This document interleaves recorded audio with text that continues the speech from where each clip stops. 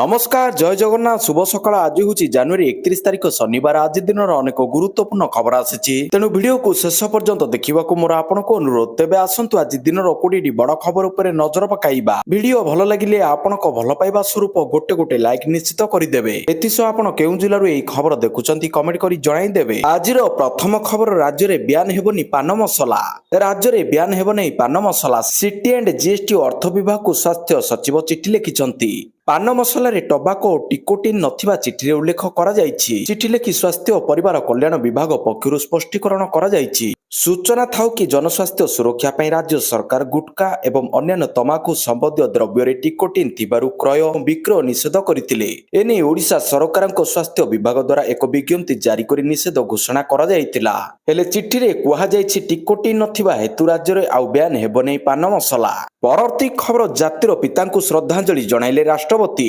ଜାତିର ପିତା ମହାତ୍ମା ଗାନ୍ଧୀଙ୍କ ତିରୋଧାନ ଦିବସ ନୂଆଦିଲ୍ଲୀର ରାଜଘାଟରେ ଶ୍ରଦ୍ଧାଞ୍ଜଳି ଜଣାଇଛନ୍ତି ରାଷ୍ଟ୍ରପତି ଦ୍ରୌପଦୀ ମୁର୍ମୁ ଏଥିସହିତ ପ୍ରଧାନମନ୍ତ୍ରୀ ମୋଦି ଓ ପ୍ରତିରକ୍ଷା ମନ୍ତ୍ରୀ ରାଜନାଥ ସିଂ ଗୃହମନ୍ତ୍ରୀ ଅମିତ ଶାହଙ୍କ ସମେତ ଅନେକ ରାଜନେତା ଶ୍ରଦ୍ଧାଞ୍ଜଳି ଜଣାଇଛନ୍ତି ପ୍ରଧାନମନ୍ତ୍ରୀ ମୋଦି ଇନଷ୍ଟାଗ୍ରାମରେ ପୋଷ୍ଟ କରି କହିଛନ୍ତି ଜାତିର ପିତା ମହାତ୍ମା ଗାନ୍ଧୀଙ୍କ ଶ୍ରାଦ୍ଧ ବାର୍ଷିକୀରେ ମୋର ହୃଦୟ ସ୍ପର୍ଶୀ ଶ୍ରଦ୍ଧାଞ୍ଜଳି ପରବର୍ତ୍ତୀ ଖବର ଅନୁଭବଙ୍କ ବିରୋଧରେ ଚାଲିବ ମାମଲା ଅଭିନେତା ଅନୁଭବ ମହାନ୍ତିଙ୍କ ବଢିଲା ଅଡୁଆ କାରଣ ମାନ୍ୟବର ହାଇକୋର୍ଟ ଅନୁଭବଙ୍କ ଆବେଦନକୁ ଖାରଜ କରିଦେଇଛନ୍ତି କେବଳ ସେତିକି ନୁହେଁ ଅନୁଭବଙ୍କ ବିରୋଧରେ ମାମଲା ଚାଲିବ ବୋଲି ହାଇକୋର୍ଟ କହିଛନ୍ତି ଅନୁଭବ ଓ ତାଙ୍କ କର୍ମଚାରୀ ବିରୋଧରେ ବର୍ଷା ଏତଲା ଦେଇଥିଲେ ଅନୁଭବଙ୍କ ଘରେ ଥିବାବେଳେ ମାନସିକ ନିର୍ଯାତନା ପାଉଥିଲେ ବୋଲି ବର୍ଷା ତାଙ୍କ ଏତଲାରେ ଉଲ୍ଲେଖ କରିଥିଲେ ତେବେ ନିମ୍ନ ଅଦାଲତରେ ଚାଲିଥିବା ମାମଲାକୁ ଖାରଜ କରିବା ପାଇଁ ଅନୁଭବ ହାଇକୋର୍ଟରେ ଆବେଦନ କରିଥିଲେ ତଳ କୋର୍ଟଙ୍କ ଚାର୍ଜ ଫ୍ରେମକୁ ହାଇକୋର୍ଟ କାଏମ ରଖିଛନ୍ତି ତଳ କୋର୍ଟଙ୍କ ରାୟକୁ ଚ୍ୟାଲେଞ୍ଜ କରି ଅନୁଭବ ହାଇକୋର୍ଟ ଯାଇଥିଲେ ଆବେଦନ ଖାରଜ ପରେ ଏବେ ଆଇନଗତ କାର୍ଯ୍ୟାନୁଷ୍ଠାନ ସାମ୍ନା କରିବେ ଅନୁଭବ ପରବର୍ତ୍ତୀ ଖବର ନବ ଦାସ ହତ୍ୟା ମାମଲାର ଖୁବ୍ ଶୀଘ୍ର ହେବ ଖୁଲାସା କହିଲେ ଆଇନ ମନ୍ତ୍ରୀ ନବ ଦାସ ହତ୍ୟା ମାମଲାର ଖୁବ୍ ଶୀଘ୍ର ଖୁଲାସା ହେବ କହିଛନ୍ତି ଆଇନ ମନ୍ତ୍ରୀ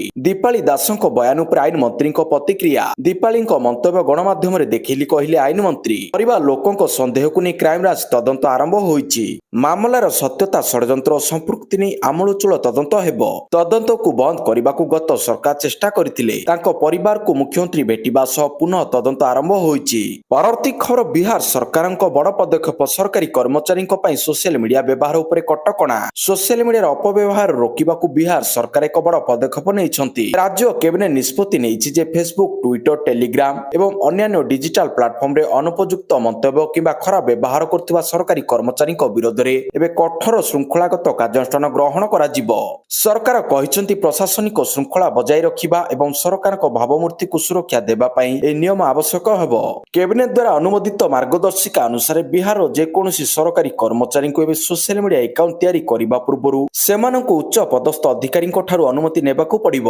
ପରବର୍ତ୍ତୀ ଖବର ଆଇସିସି ବାଂଲାଦେଶ ବିବାଦ ପ୍ରସଙ୍ଗରେ ପ୍ରଥମ ଥର ପାଇଁ ମୁହଁ ଖୋଲିଲା ଶ୍ରୀଲଙ୍କା ବାଂଲାଦେଶ ଓ ପାକିସ୍ତାନକୁ ନେଇ ଏଥର ପୁରୁଷ ଟି20 ବିଶ୍ୱକପ ବେଶ ଚର୍ଚ୍ଚା ଓ ବିବାଦରେ ରହିଛି ଏହି ବିଶ୍ୱକପ ଖେଳିବାକୁ ଭାରତ ଆସିବ ନାହିଁ ବୋଲି ବାଂଲାଦେଶ କହିବା ପରେ ବଡ଼ ବିବାଦ ସୃଷ୍ଟି ହୋଇଥିଲା ପରେ ଆଇସିସି ବାଂଲାଦେଶକୁ ବୁଝାଇବାକୁ ଚେଷ୍ଟା କରି ବିଫଳ ହେବା ପରେ ତାହାକୁ ବାଦ ଦେଇ ସ୍କଟଲ୍ୟାଣ୍ଡକୁ ସାମିଲ କରିଥିଲା ଏହି ପ୍ରସଙ୍ଗରେ ପାକିସ୍ତାନ ବାଂଲାଦେଶକୁ ସମ୍ପୂର୍ଣ୍ଣ ସମର୍ଥନ କରି ବିଶ୍ୱକପ ବର୍ଜନ ପାଇଁ ଧମକ ଦେଇ ଏକ ନୂଆ ବିବାଦ ସୃଷ୍ଟି କରିଥିଲା ଯାହାକି ଏହି ପର୍ଯ୍ୟନ୍ତ ସମ୍ପୂର୍ଣ୍ଣ ଶେଷ ହୋଇନାହିଁ କିନ୍ତୁ ଏହି ବିବାଦ ସମ୍ପର୍କରେ ଶ୍ରୀଲଙ୍କା କ୍ରିକେଟ ବୋର୍ଡ ଏହି ପର୍ଯ୍ୟନ୍ତ ନୀରବତା ଅବଲମ୍ବନ କରିଥିଲା ଏବେ ଏହି ବୋର୍ଡ ନିଜର ମୁହଁ ଖୋଲିଛି ବୋର୍ଡର ସଚିବ ବାନ୍ଦୁରା ଦିଶାନାୟକ କହିଛନ୍ତି କଲମ୍ବୋ କୌଣସି ଆଞ୍ଚଳିକ ବିବାଦରେ ପଶିବାକୁ ଚାହୁଁନଥିଲା ପରବର୍ତ୍ତୀ ଖବର ଇରାନ ସେନାକୁ ଆତଙ୍କବାଦୀ ଘୋଷଣା ବଢିଲା ଇରାନ ୟୁରୋପ ବିବାଦ ଇରାନର ସୁରକ୍ଷା ଏଜେନ୍ସିକୁ ଆତଙ୍କବାଦୀ ଘୋଷଣା କଲା ୟୁରୋପୀୟ ସଂଘ ଇରାନର ଇସଲାମିକ ରେଭଲ୍ୟୁସନାରୀ ଗାର୍ଡ କର୍ପସକୁ ଆତଙ୍କବାଦୀ ସଂଗଠନ ଭାବରେ ଚିହ୍ନିତ କରିଛି ୟୁରୋପୀୟ ସଂଘର ବୈଦେଶିକ ମନ୍ତ୍ରୀମାନେ ଇରାନର ଇସଲାମିକ ରେଭଲ୍ୟୁସନାରୀ ଗାର୍ଡ କର୍ପସକୁ ଆତଙ୍କବାଦୀ ସଂଗଠନ ଭାବରେ ଗଣିବାକୁ ସମ୍ମତି ପ୍ରକାଶ କରିଛନ୍ତି ଏହି ଶକ୍ତିଶାଳୀ ସୈନ୍ୟ ବାହିନୀକୁ ଇସଲାମିକ ଷ୍ଟେଟ୍ ଏବଂ ଆଲକାଏଦା ଭଳି ଆତଙ୍କବାଦୀ ସଂଗଠନ ବର୍ଗରେ ରଖିଛି ପରବର୍ତ୍ତୀ ଖବର ମୁଖ୍ୟମନ୍ତ୍ରୀଙ୍କୁ ଭେଟିଲେ ବିଶ୍ୱ ବ୍ୟାଙ୍କ ଅଧ୍ୟକ୍ଷ ଦୀର୍ଘକାଳୀନ ବିକାଶ ଓ ଆର୍ଥିକ ସଂସ୍କାରକୁ ନେଇ ଗୁରୁତ୍ୱପୂର୍ଣ୍ଣ ଆଲୋଚନା ମୁଖ୍ୟମନ୍ତ୍ରୀଙ୍କୁ ଭେଟିଲେ ବିଶ୍ୱ ବ୍ୟାଙ୍କ ଅଧ୍ୟକ୍ଷ ଲୋକସଭା ଭବନରେ ମୁଖ୍ୟମନ୍ତ୍ରୀ ମୋହନ ମାଝୀଙ୍କୁ ଭେଟିଛନ୍ତି ବିଶ୍ୱ ବ୍ୟାଙ୍କ ଅଧ୍ୟକ୍ଷ ଅଜୟ ବାଙ୍ଗା ଦୀର୍ଘକାଳୀନ ବିକାଶ ଓ ଆର୍ଥିକ ସଂସ୍କାରକୁ ନେଇ ଗୁରୁତ୍ୱପୂର୍ଣ୍ଣ ଆଲୋଚନା ହୋଇଛି ମୁଖ୍ୟ ଶାସନ ସଚିବ ଉନ୍ନୟନ କମିଶନର ଓ ବିଶ୍ୱ ବ୍ୟାଙ୍କ ପ୍ରତିନିଧି ଉପସ୍ଥିତ ରହିଥିଲେ ରାଜ୍ୟର ବିକାଶ ପ୍ରକ୍ରିୟା ଓ ସଂସ୍କାର ଆଭିମୁଖ୍ୟକୁ ବିଶ୍ୱ ବ୍ୟାଙ୍କ ପ୍ରତିନିଧି ପ୍ରଶଂସା କରିଛନ୍ତି ଘରୋଇ କ୍ଷେତ୍ରରେ ଯୁବପିଢ଼ିଙ୍କ ପାଇଁ ଅଧିକ ନିଯୁକ୍ତି ସୁଯୋଗ ସୃଷ୍ଟିକୁ ପ୍ରଶଂସା ମିଳିଛି ପରବର୍ତ୍ତୀ ଖବର ଆଶା ଆଶଙ୍କାର ଅନ୍ତ ପୁଣି ଆକ୍ଟିଭ ହେଲା ବିରାଟ କୋହଲିଙ୍କ ଇନଷ୍ଟାଗ୍ରାମ ଆକାଉଣ୍ଟ ଶୁକ୍ରବାର ସକାଳ କିଙ୍ଗ କୋହଲିଙ୍କ ଫ୍ୟାନ୍ସଙ୍କ ପାଇଁ କିଛି ଭଲ ନଥିଲା। ହଠାତ୍ ବିରାଟଙ୍କ ଇନଷ୍ଟାଗ୍ରାମ ଆକାଉଣ୍ଟ ବନ୍ଦ ହୋଇଯାଇଥିଲା, ଯାହାକୁ ନେଇ ତାଙ୍କ ପ୍ରଶଂସକ ଓ ଫଲୋଅର୍ସଙ୍କ ମଧ୍ୟରେ ନିରାଶା ଛାଇ ଯାଇଥିଲା। ତେବେ ପ୍ରାୟ 1 ଘଣ୍ଟା ପରେ ପୁଣି ଥରେ ତାଙ୍କ ଆକାଉଣ୍ଟ ଆକ୍ଟିଭ ହୋଇଯାଇଛି। ଇନଷ୍ଟାଗ୍ରାମରେ ବିରାଟଙ୍କ 27 କୋଟିରୁ ଅଧିକ ଫଲୋଅର୍ସ ରହିଛନ୍ତି। ଏମିତି ସ୍ଥିତିରେ କେମିତି ତାଙ୍କ ଆକାଉଣ୍ଟ ବନ୍ଦ ହୋଇଗଲା ତାକୁ ନେଇ ସସ୍ପେନ୍ସ ଲାଗି ରହିଛି। ପରବର୍ତ୍ତୀ ଖବର, କୋଟିଆ ଓଡ଼ିଶାର ଥିଲା ରହିବ କହିଲେ ଆଇନ ମନ୍ତ୍ରୀ। କୋଟିଆ ଓଡ଼ିଶାର ଥିଲା ଓ ରହିବ କହିଛନ୍ତି ଆଇନ ମନ୍ତ୍ରୀ ପୃଥ୍ୱୀରାଜ ହରିଚନ୍ଦନ। କୋଟିଆରେ ଆନ୍ଧ୍ର ଅଧିକାରୀଙ୍କ ସହ ଗଣ୍ଡଗୋଳକୁ ନେଇ କଡ଼ା ପ୍ରତିକ୍ରିୟା ରଖିଛନ୍ତି ଆଇନ ମନ୍ତ୍ରୀ। ସେ କହିଛନ୍ତି ଅଧିକାର ନଥାଇ ଦ୍ୱନ୍ଦ୍ୱ ସୃଷ୍ଟି କରୁଛି ଆନ୍ଧ୍ର, କିନ୍ତୁ ଆମେ ଛାଡ଼ିବୁ ନାହିଁ। ରାଜନୈତିକ କାରଣରୁ କୋଟିଆକୁ ଖରାପ ନଜରରେ ଦେଖିଲେ ଛାଡ଼ିବୁ ନାହିଁ। ପରବର୍ତ୍ତୀ ଖବର, ଭାରତ ପାକିସ୍ତାନ ଖେଳାଳିଙ୍କୁ ସୁରକ୍ଷା ଦେବ ଶ୍ରୀଲଙ୍କାର ସ୍ୱତନ୍ତ୍ର କମାଣ୍ଡୋ ବାହିନୀ। ଆସନ୍ତା ଟି20 ବିଶ୍ୱକପରେ ପାକିସ୍ତାନର ଅଂଶଗ୍ରହଣକୁ ନେଇ ସନ୍ଦେହ ଧୀରେ ଧୀରେ ଦୂର ହେଉଥିବା ବେଳେ ଏବେ ସମସ୍ତଙ୍କ ଲକ୍ଷ୍ୟ ଭାରତ ପାକିସ୍ତାନ ମ୍ୟାଚ୍ ଉପରେ ରହିଛି। ପାକିସ୍ତାନ ଏହି ମ୍ୟାଚ୍କୁ ବର୍ଜନ କରିବ ବୋଲି ଧମକ ଦେଉଥିବା ସତ୍ତ୍ୱେ ଶ୍ରୀଲଙ୍କା ପକ୍ଷରୁ ଏହି ମ୍ୟାଚ୍ର ସୁଚାରୁ ଆୟୋଜନ ଓ ସୁରକ୍ଷା ବ୍ୟବସ୍ଥା ଉପରେ ସର୍ବାଧିକ ଗୁରୁତ୍ୱ ଦିଆଯାଇଛି। ଶ୍ରୀଲଙ୍କାର କ୍ରୀଡ଼ାମନ୍ତ୍ରୀ ସୁନୀଲ କୁମାର ଗମାଙ୍ଗେ କହିଛନ୍ତି ବିଶ୍ୱକପର ସମସ୍ତ ମ୍ୟାଚ୍ର ସୁଚାରୁ ଆୟୋଜନ ଉପରେ ଗୁରୁତ୍ୱ ରହିଛି। ପରବର୍ତ୍ତୀ ଖବର, ଜାତିର ପିତା ମହାତ୍ମା ଗାନ୍ଧୀଙ୍କୁ ମୁଖ୍ୟମନ୍ତ୍ରୀଙ୍କ ଶ୍ରଦ୍ଧାଞ୍ଜଳି। 30 ଜାନୁଆରୀ ଜାତିର ପିତା ମହାତ୍ମା ଗାନ୍ଧୀଙ୍କ ତିରୋଧାନ ଦିବସ, ଏହା ସହିତ ଶହୀଦ ଦିବସ ମଧ୍ୟ। ଏହି ଅବସରରେ ଜାତିର ପିତା ମହାତ୍ମା ଗାନ୍ଧୀଙ୍କୁ ଶ୍ରଦ୍ଧାଞ୍ଜଳି ଜଣାଇଛନ୍ତି ମୁଖ୍ୟମନ୍ତ୍ରୀ ମୋହନ ମାଝୀ। ରାଜ୍ୟସ୍ତରୀୟ ଶହୀଦ ଦିବସ ତଥା ଗାନ୍ଧୀଜୀଙ୍କ ତିରୋଧାନ ଦିବସ ଅବସରରେ ଜାତିର ଜନକ ମହାତ୍ମା ଗାନ୍ଧୀଙ୍କ ପ୍ରତି ଭକ୍ତିପୂତ ଶ୍ରଦ୍ଧାଞ୍ଜଳି ଜଣାଇଛନ୍ତି ମୁଖ୍ୟମନ୍ତ୍ରୀ। ବିଧାନସଭା ପକ୍ଷରୁ ସ୍ୱତନ୍ତ୍ର କାର୍ଯ୍ୟକ୍ରମରେ ଉପସ୍ଥିତ ରହି ମୁଖ୍ୟମନ୍ତ୍ରୀ ମୋହନ ଚରଣ ମାଝୀ, ରାଜ୍ୟପାଳ ଡକ୍ଟର ହରିବାବୁ କମ୍ଭମପତି, ବାଚସ୍ପତି ସୁରମା ପାଢ଼ୀ, ଉପବାଚସ୍ପତି ଭବାନୀ ଶଙ୍କର ବୋଇ ଉପସ୍ଥିତ ରହି ଗାନ୍ଧୀଜୀଙ୍କର ପ୍ରତିମୂର୍ତ୍ତିରେ ଶ୍ରଦ୍ଧା ସୁମନ ଅର୍ପଣ କରିଥିଲେ। ପୋଲିସ ବାହିନୀ ପକ୍ଷରୁ ଶହୀଦମାନଙ୍କୁ ସମ୍ମାନ ପ୍ରଦାନ କରାଯାଇଛି। ପରବର୍ତ୍ତୀ ଖବର, ବରିଷ୍ଠ ନାଗରିକଙ୍କୁ ପୁରୀ ବୁଲାଇବେ ସରକାର। ବରିଷ୍ଠ ନାଗରିକମାନଙ୍କୁ ପୁରୀ ବୁଲାଇବେ ରାଜ୍ୟ ସରକାର। 60ରୁ 75 ବର୍ଷ ବୟସ୍କ ବିଧବା ମହିଳାଙ୍କୁ ଜଗନ୍ନାଥ ଦର୍ଶନ କରାଇବେ। ଖୁବ୍ ଶୀଘ୍ର ଆରମ୍ଭ ହେବ ଶ୍ରୀ ଜଗନ୍ନାଥ ଦର୍ଶନ ଯୋଜନା। ଏନେଇ ସମସ୍ତ ଜିଲ୍ଲାପାଳଙ୍କୁ ପର୍ଯ୍ୟଟନ ବିଭାଗ ପକ୍ଷରୁ ଚିଠି କରାଯାଇଛି। 35,000 ଲୋକଙ୍କୁ ଏହି ଯୋଜନାରେ ସାମିଲ କରାଯିବ। ପଞ୍ଚାୟତ ସ୍ତରରେ ହିତାଧିକାରୀ ଚୂଡ଼ାନ୍ତ କରିବା ପାଇଁ ଜିଲ୍ଲାପାଳଙ୍କୁ ନିର୍ଦ୍ଦେଶ ଦିଆଯାଇଛି। ପରବର୍ତ୍ତୀ ଖବର, ଅଦାଲତ ଅବମାନନା ମାମଲାରୁ ମୁକ୍ତି ପାଇଲେ ଆଇଏଏସ୍ ଉଷା ପାଢ଼ୀ। ଅଦାଲତ ଅବମାନନା ମାମଲାରୁ ମୁକୁଳିଲେ ବରିଷ୍ଠ ଆଇଏଏସ୍ ଅଧିକାରୀ ଉଷା ପାଢ଼ୀ। ତାଙ୍କ ସହିତ ନଗର ଉନ୍ନୟନ ବିଭାଗର ନିର୍ଦ୍ଦେଶକ ଏବଂ କଟକ ଜିଲ୍ଲାପାଳ ମଧ୍ୟ ଆଶ୍ୱସ୍ତି ପାଇଛନ୍ତି। ଏହି 3 ବରିଷ୍ଠ ଅଧିକାରୀ କୋର୍ଟଙ୍କ ଆଦେଶ ପାଳନ କରିଥିବା ନେଇ କମ୍ପ୍ଲାଏନ୍ସ ରିପୋର୍ଟ ଦାଖଲ କରିବା ସହ ନିଃସର୍ତ୍ତ କ୍ଷମା ପ୍ରାର୍ଥନା କରିବା ପରେ ଅଦାଲତ ଅବମାନନା ମାମଲାକୁ ରଦ୍ଦ କରିଛନ୍ତି ହାଇକୋର୍ଟ। ଆଠଗଡ଼ ବାସିନ୍ଦା ପିଲନ ମହାନ୍ତି ନଗର ଉନ୍ନୟନ ବିଭାଗର 33 ବର୍ଷ ଧରି ଅସ୍ଥାୟୀ କର୍ମଚାରୀ ଭାବରେ କାର୍ଯ୍ୟ କରୁଥିଲେ। ଚାକିରି ନିୟମିତ କରାଇବା ଲାଗି ସେ ଦାୟର କରିଥିବା ମାମଲାର ଶୁଣାଣି କରି 2024 ମସିହାରେ ହାଇକୋର୍ଟ ତାଙ୍କ ସପକ୍ଷରେ ରାୟ ଦେଇଥିଲେ। ପରବର୍ତ୍ତୀ ଖବର, ସୁପ୍ରିମକୋର୍ଟଙ୍କ ଐତିହାସିକ ନିଷ୍ପତ୍ତି, ସ୍କୁଲରେ ଛାତ୍ରୀଙ୍କୁ ମାଗଣା ସାନିଟାରୀ ପ୍ୟାଡ୍ ଦେବାକୁ ନିର୍ଦ୍ଦେଶ। ସୁପ୍ରିମକୋର୍ଟଙ୍କ ଐତିହାସିକ ନିଷ୍ପତ୍ତି, ମାସିକ ଋତୁସ୍ରାବ ସମୟରେ ସ୍ୱାସ୍ଥ୍ୟ ଓ ସ୍ୱଚ୍ଛତା ରକ୍ଷା ହେବେ ଜୀବନ ଜୀଇବାର ଅଧିକାର। ସମ୍ବିଧାନର ଧାରା 21 ଅନୁସାରେ ଜଣେ ମହିଳାଙ୍କର ମୌଳିକ ବଞ୍ଚିବା ଅଧିକାର। ସ୍କୁଲରେ ଛାତ୍ରୀଙ୍କୁ ମାଗଣା ସାନିଟାରୀ ପ୍ୟାଡ୍ ଦେବାକୁ ସୁପ୍ରିମକୋର୍ଟ ନିର୍ଦ୍ଦେଶ ଦେଇଛନ୍ତି। ସମସ୍ତ ସରକାରୀ ଓ ସରକାରୀ ଅନୁଦାନ ପ୍ରାପ୍ତ ସ୍କୁଲରେ ଛାତ୍ରୀମାନଙ୍କୁ ମାଗଣାରେ ସାନିଟାରୀ ପ୍ୟାଡ୍ ଯୋଗାଇ ଦେବା ପାଇଁ କୋର୍ଟ କେନ୍ଦ୍ର ଓ ରାଜ୍ୟ ସରକାରଙ୍କୁ ନିର୍ଦ୍ଦେଶ ଦେଇଛନ୍ତି ସର୍ବୋଚ୍ଚ ଅଦାଲତ। ସ୍କୁଲଗୁଡ଼ିକରେ ଝିଅମାନଙ୍କ ପାଇଁ ସ୍ୱତନ୍ତ୍ର ଶୌଚାଳୟ ଏବଂ ପ୍ୟାଡ୍ ପକାଇବା ପାଇଁ ବ୍ୟବସ୍ଥା ବା ପ୍ୟାଡ୍ ଡିସପୋଜାଲ ମେକାନିଜମ କରିବାକୁ ବାଧ୍ୟ କରିଛନ୍ତି ସୁପ୍ରିମକୋର୍ଟ। ପରବର୍ତ୍ତୀ ଖବର, କୁଏତରୁ ଦିଲ୍ଲୀ ଆସୁଥିବା ବିମାନକୁ ବୋମା ଧମକ। ଅହମ୍ମଦାବାଦରେ ଜରୁରୀକାଳୀନ ଅବତରଣ। କୁଏତରୁ ଶୁକ୍ରବାର ସକାଳେ ଦିଲ୍ଲୀ ଆସୁଥିବା ଇଣ୍ଡିଗୋ ଏୟାରଲାଇନ୍ସର ଏକ ବିମାନକୁ ବୋମାରେ ଉଡ଼ାଇ ଦେବା ପାଇଁ ଓ ଅପହରଣ କରିବାକୁ ଧମକ ପରେ ଅହମ୍ମଦାବାଦ ବିମାନ ବନ୍ଦରରେ ଏହା ଜରୁରୀକାଳୀନ ଅବତରଣ କରିଛି। ବିମାନରେ ବୋମା ରହିଥିବା ଏବଂ ଏହାକୁ ଅପହରଣ କରି ନିଆଯିବା ବୋଲି ଲେଖା ହୋଇଥିବା ଏକ ଟିସ୍ୟୁ ପେପର ଜଣେ ବିମାନ କର୍ମଚାରୀ ପାଇବା ପରେ ଆତଙ୍କ ଖେଳି ଯାଇଥିଲା। ପାଇଲଟ ଏୟାର ଟ୍ରାଫିକ୍ କଣ୍ଟ୍ରୋଲକୁ ସତର୍କ କରିବା ସହିତ ବିମାନକୁ ଅହମ୍ମଦାବାଦ ବିମାନ ବନ୍ଦର ଅଭିମୁଖେ ଅବତରଣ ପାଇଁ ନିଆଯାଉଥିବା ସୂଚନା ଦେଇଥିଲେ। ପରବର୍ତ୍ତୀ ଖବର, ମିଶିବ ସ୍ପେସ୍ଏକ୍ସ ଟେସ୍ଲା।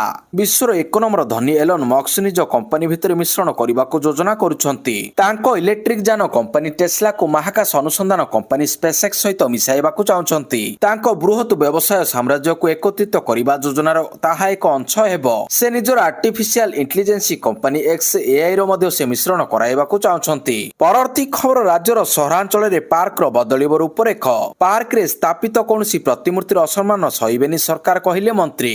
ରାଜ୍ୟର ସହରାଞ୍ଚଳରେ ଜୀବନ ଧାରଣର ମାନ ବୃଦ୍ଧି ଏବଂ ସର୍ବସାଧାରଣ ସମ୍ପତ୍ତିର ସୁରକ୍ଷା ପାଇଁ ଏକ ବଡ଼ ପଦକ୍ଷେପ ନେଇଛନ୍ତି ଗୃହ ନିର୍ମାଣ ଓ ନଗର ଉନ୍ନୟନ ମନ୍ତ୍ରୀ ଡକ୍ଟର କୃଷ୍ଣଚନ୍ଦ୍ର ମହାପାତ୍ର। କେବଳ ଭୁବନେଶ୍ୱର କିମ୍ବା କଟକ ନୁହେଁ ବରଂ ଓଡ଼ିଶାର ସମସ୍ତ ପୌରାଞ୍ଚଳରେ ଥିବା ପାର୍କଗୁଡ଼ିକର ସୌନ୍ଦର୍ଯ୍ୟୀକରଣ ଏବଂ ସାମଗ୍ରିକ ଉନ୍ନତି ପାଇଁ ଏକ ସମୟବଦ୍ଧ କାର୍ଯ୍ୟଯୋଜନା ପ୍ରସ୍ତୁତ କରିବାକୁ ସେ ବିଭାଗ ଏହାକୁ ନିର୍ଦ୍ଦେଶ ଦେଇଛନ୍ତି। ପରବର୍ତ୍ତୀ ଖବର ପୁରୀ ଜିଲ୍ଲାପାଳଙ୍କୁ ଅଦାଲତ ଅବମାନନା ନୋଟିସ। ପ୍ରସ୍ତାବିତ କୋଣାର୍କ ବାଲୁଖଣ୍ଡ ଅଭୟାରଣ୍ୟ ପ୍ରସଙ୍ଗରେ ଅଡୁଆରେ ପୁରୀ ଜିଲ୍ଲାପାଳଙ୍କୁ ହାଇକୋର୍ଟଙ୍କ ପକ୍ଷରୁ ଅଦାଲତ ଅବମାନନା ନୋଟିସ ଜାରି ହୋଇଛି। ଅଦାଲତ ଅବମାନନା ମାମଲାରେ କାହିଁକି ଦଣ୍ଡିତ କରାଯିବନି ଜବାବ ରଖିବାକୁ କୁହାଯାଇଛି। ହାଇକୋର୍ଟଙ୍କ ନିର୍ଦ୍ଦେଶ ପାଳନ ହୋଇନଥିବା ଅଭିଯୋଗରେ ଜବାବ ତଲବ ହୋଇଛି। 3 ସପ୍ତାହ ମଧ୍ୟରେ ଜବାବ ଦଖଲ ପାଇଁ ପୁରୀ ଜିଲ୍ଲାପାଳଙ୍କୁ ନିର୍ଦ୍ଦେଶ ଦିଆଯାଇଛି। ପରବର୍ତ୍ତୀ ଖବର ଫେବୃଆରୀ 20ରେ ରାଜ୍ୟ ବଜେଟ୍। ଫେବୃଆରୀ 17 ତାରିଖରୁ ବିଧାନସଭା ବଜେଟ୍ ଅଧିବେଶନ। ଫେବୃଆରୀ 20ରେ ଆଗତ ହେବ ରାଜ୍ୟ ବଜେଟ୍ 2026-27। ବିଧାନସଭା ବଜେଟ୍ ଅଧିବେଶନର ପ୍ରଥମ ଦିନରେ ଗୃହରେ ଅଭିଭାଷଣ ରଖିବେ ରାଜ୍ୟପାଳ ଡକ୍ଟର ହରିବାବୁ କମ୍ଭମପତି। 2ଟି ପର୍ଯ୍ୟାୟରେ ଚାଲିବ ବିଧାନସଭା ବଜେଟ୍ ଅଧିବେଶନ। ଏଥିରୁ 29ଟି କାର୍ଯ୍ୟ ଦିବସ ରହିଛି। ପ୍ରଥମ ପର୍ଯ୍ୟାୟ ଅଧିବେଶନ ଫେବୃଆରୀ 17ରୁ 24 ଯାଏଁ ଚାଲିବ। ସେହିପରି ମାର୍ଚ୍ଚ 9ରୁ ଏପ୍ରିଲ 8 ପର୍ଯ୍ୟନ୍ତ ଦ୍ୱିତୀୟ ପର୍ଯ୍ୟାୟ ଅଧିବେଶନ ରହିଛି। ଏହି ବିଧାନସଭା ବଜେଟ୍ ଅଧିବେଶନରେ ଅନେକ ଗୁଡ଼ିଏ ବିଲ୍ ମଧ୍ୟ ପାରିତ ହୋଇପାରେ। ଏବେ ବଡ଼ କଥା ହେଉଛି ରାଜ୍ୟ ସରକାର ଫେବୃଆରୀ 20ରେ କେତେ ଟଙ୍କାର ବଜେଟ୍ ଆଣୁଛନ୍ତି। ପରବର୍ତ୍ତୀ ଖବର ରାଜ୍ୟରେ ବଢ଼ିଛି କଳା ବାଘଙ୍କ ସଂଖ୍ୟା। ରାଜ୍ୟରେ ବଢ଼ିଛି କଳା ବାଘଙ୍କ ସଂଖ୍ୟା, ଯାହା ପର୍ଯ୍ୟଟକଙ୍କ ପାଇଁ ଖୁସି ଖବର ଅଟେ। ନୟାଗଡ଼ ଜିଲ୍ଲାର ଜଙ୍ଗଲରେ କଳା ବାଘଙ୍କ ସଂଖ୍ୟା ବୃଦ୍ଧି ପାଇଥିବା ସୂଚନା ରହିଛି। ବାଘ ଗଣନା ଶେଷ ହୋଇନଥିଲେ ମଧ୍ୟ ଟ୍ରାପ୍ କ୍ୟାମେରା ଭିଜୁଆଲକୁ ଭିତ୍ତି କରି ଏବେ ପାଖାପାଖି 7ଟି କଳା ବାଘ ରହିଥିବା ଅନୁମାନ କରାଯାଉଥିବା ଡିଏଫଓ କହିଛନ୍ତି। ପରବର୍ତ୍ତୀ ଖବର ଭାରତ ଆସିବେ ବ୍ରିଟେନର 9ଟି ବିଶ୍ୱବିଦ୍ୟାଳୟ। ଭାରତ ଓ ବ୍ରିଟେନ ମଧ୍ୟରେ ଶିକ୍ଷାଗତ ସମ୍ପର୍କ ଏକ ନୂଆ ଅଧ୍ୟାୟରେ ପ୍ରବେଶ କରିବାକୁ ଯାଉଛି। ବ୍ରିଟେନର 9ଟି ପ୍ରତିଷ୍ଠିତ ବିଶ୍ୱବିଦ୍ୟାଳୟ ଭାରତରେ ସେମାନଙ୍କ କ୍ୟାମ୍ପସ ଖୋଲିବାକୁ ଯାଉଛନ୍ତି। ଏହା ଉଚ୍ଚଶିକ୍ଷା, ପ୍ରତିଭା ବିକାଶ ଏବଂ ଦ୍ରୁତଗତିରେ ବଦଳୁଥିବା ସୃଜନଶୀଳ ଶିଳ୍ପରେ ଏକ ଦୀର୍ଘକାଳୀନ ସମ୍ପର୍କର ମୂଳଦୁଆକୁ ଦର୍ଶାଉଛି। ବ୍ରିଟିଶ କାଉନସିଲର ପ୍ରତିନିଧି ଆଲିସନ ବାରେଟ୍ କହିଛନ୍ତି, ବ୍ରିଟେନ ବିଶ୍ୱବିଦ୍ୟାଳୟ ଗୁଡ଼ିକ ଖୋଲିବାକୁ ଯାଉଥିବା ନୂଆ କ୍ୟାମ୍ପସ ଜରିଆରେ ଉଭୟ ଦେଶ ମଧ୍ୟରେ ଛାତ୍ରଛାତ୍ରୀ ଚିନ୍ତାଧାରା ଓ ବିଶେଷତାର ବିନିମୟ ହୋଇପାରିବ।